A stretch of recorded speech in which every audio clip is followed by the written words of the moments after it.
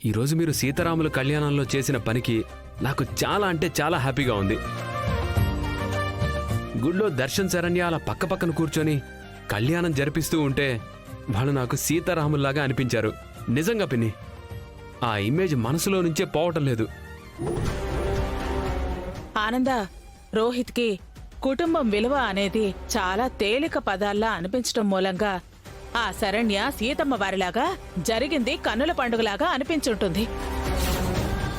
కానీ మాకు మాత్రం ఇదొక దేవుడి వేడుకలా అనిపించలేదు. అవునానంద, నాకైతే అసలు మనం అక్కడికి ఎందుకు వెళ్ళామా అని అనిపించింది. అయినా మన దర్శన్ మీద అంత దారుణమైన అబాండాలు వేసి మన కుటుంబం పరువు పాడు చేయాలని చూసిన అమ్మాయిని రాముల వారి కళ్యాణం జరిపించమనడం అసలు నాకు నచ్చలేదానంద.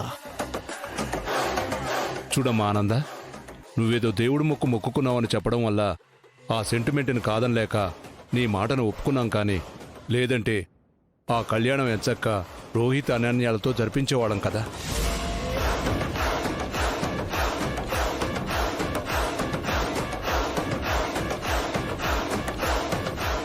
పిచ్చి మావయ్య, ఇదంతా మీ ముందు ఆనంద్ గారు ఆడుతున్న కన్నింగ్ డ్రామా అని తమరికి అర్థం కావట్లేదు. మేము కూడా కళ్యాణంలో కూర్చుంటామేమోనని మొక్కు తొక్క అంటూ ఓ కథల్లేసింది. శరణ్యని తెలివిగా సీన్లోకి దించేసింది. బావగారు, అక్కడ నేను చేసింది మీకెవ్వరికీ నచ్చకపోయినా నా మాట మీద గౌరవంతో సీతారాముల కళ్యాణానికి నా కుటుంబం అంతా నాతో వచ్చింది. అది నాకు చాలా సంతోషంగా ఉంది. కానీ ఇంకొక్క మాట బావగారు, ఈరోజు మీరు ఎవరు కాదన్నా శరణ్య చేత కళ్యాణం జరిగింది అంటే కారణం ప్రాప్తం.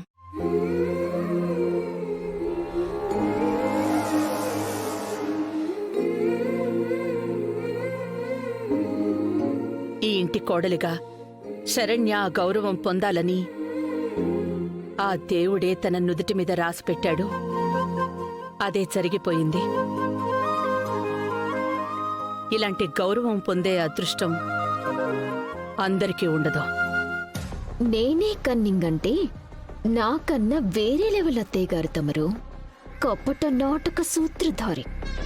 చేసిందంతా చేసి ఇప్పుడు ఏ ప్లాను చేయలేదు అని ఇలా మొత్తం దేవుడి మీదకి తోసేస్తున్నారు. వావ్, సభాష్.